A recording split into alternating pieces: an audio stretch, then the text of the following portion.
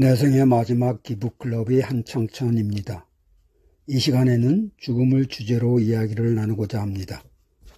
우리의 인생을 단순하게 세 시기로 본다면 태어나는 것, 사는 것, 그리고 죽는 것이 아닐까요? 물론 인생은 대부분 사는 것, 즉 삶으로 채워집니다. 태어나고 죽는 것 자체는 순간의 사건이며 우리의 의지 밖의 일이지요. 그리하여 일반인들은 우리가 어디에서 왔는지 또 어디로 가는지 모른다고 말합니다. 진정한 삶은 죽음을 전제로 한다는 명제에 따라 죽음에 관한 이야기는 결국 삶에 관한 이야기가 될 것입니다. 죽음은 인생의 핵심적인 부분의 하나이며 다양한 속성과 특징을 가지고 있습니다. 죽음의 구체적인 속성들을 살펴봅니다. 죽음은 보편적이고 불가피하며 불확실합니다. 쉽게 말하면 확실한 것 세 가지, 그건 누구나 죽는다, 직접 경험할 수 없다, 빈손으로 죽는다. 불확실한 것 세 가지, 곧 언제 어디서 어떻게 죽을지 모른다는 속성을 발견합니다. 특히 우리는 죽음을 직접 경험할 수 없기에 이를 실증할 수 없으며 그것에 대해 잘 모르고 있는 것이죠. 그리하여 죽음은 우리에게 고통과 고뇌를 부여하면서 역설적으로 삶의 의미를 찾아가게 합니다. 그리하여 죽음에 관한 교육은 세상 어느 지식에 관한 교육에 못지않게 또 비중 있게 이루어져야 할 것입니다.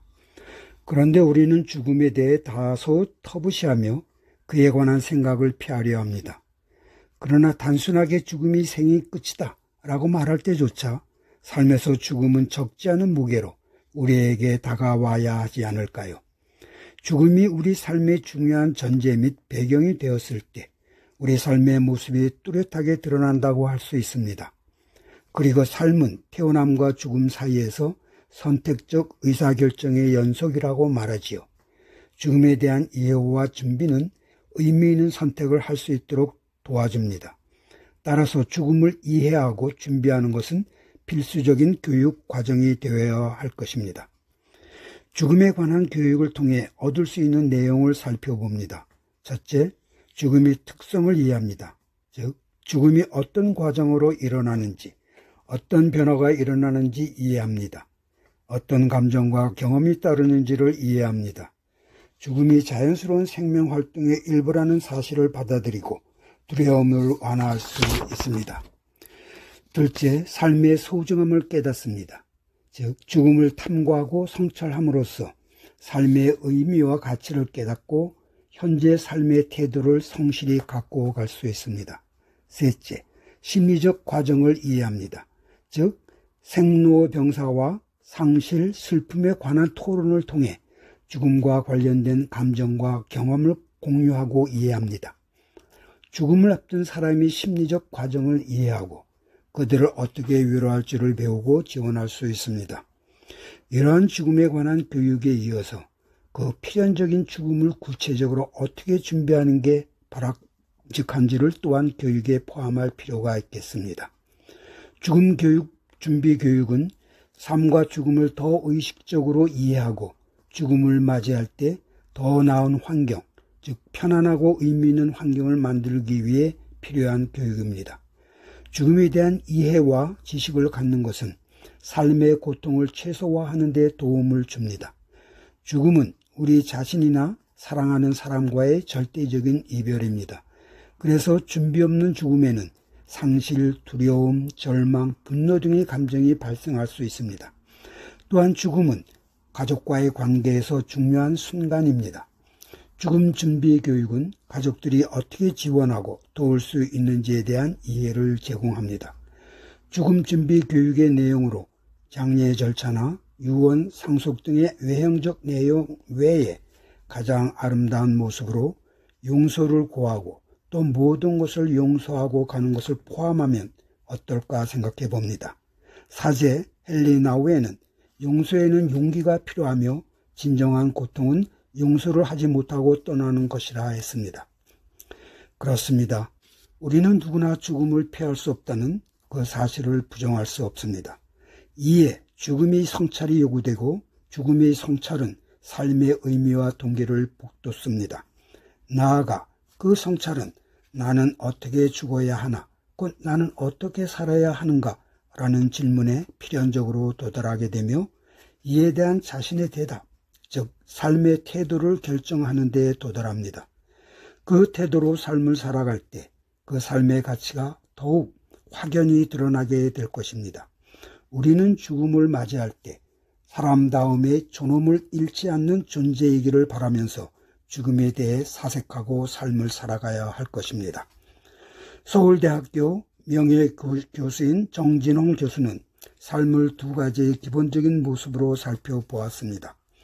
즉, 삶의 자리에서 죽음을 향해 가는 삶과 죽음의 자리에서 삶을 조망하는 삶으로 나누었습니다. 이 두 가지 접근 방식은 죽음에 대한 태도와 인생의 의미를 다르게 바라보게 합니다. 이 두 가지 삶의 태도에는 어떤 차이가 있을까요?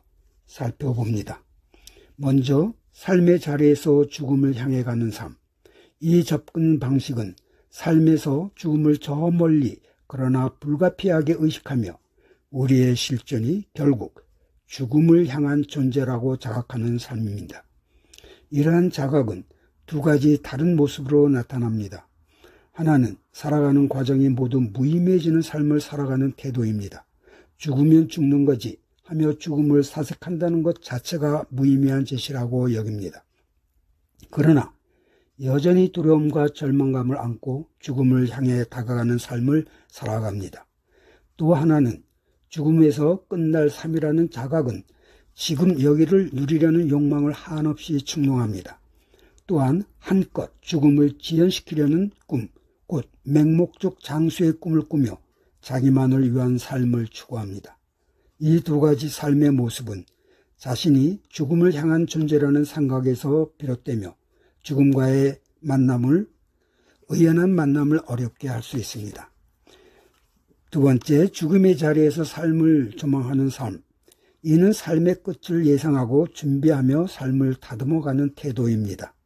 이 접근 방식은 죽음을 통해 삶을 조망하며 죽음을 통해 삶의 의미와 보람을 발견하고자 합니다.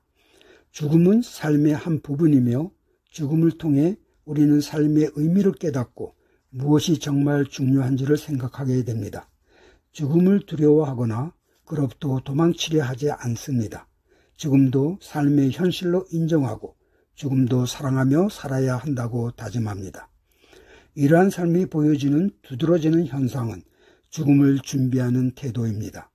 살아오면서 느끼고 생각한 대로 죽음을 꿈꾸고 지금 여기의 삶을 정갈하고 따뜻하게 하면서 그 꿈이 주는 위로를 받습니다. 이러한 두 가지 접근 방식에서 우리는 별 어려움 없이 죽음의 자리에서 삶을 조망하는 삶이 더욱 바람직할 것이다 라는 데 암묵적인 동의를 할 수 있습니다. 그런데 우리의 삶의 태도에 이보다 더 큰 영향을 끼치는 요인은 육체와 독립된 영혼이 존재하는가, 죽음 이외의 세계가 존재하는가 라는 질문에 대한 각자의 주관적 대답이 아닐까 합니다. 사후 세계가 존재하느냐 아니냐는 누구도 실증할 수 없습니다. 하여튼 영의 존재를 인정하고 그 영의 세계가 죽음 이후에 영속된다고 믿는가의 여부는 우리의 삶의 태도를 결정하는 가장 중요한 요소가 될 것입니다. 귀중한 시간을 함께 해주셔서 감사합니다.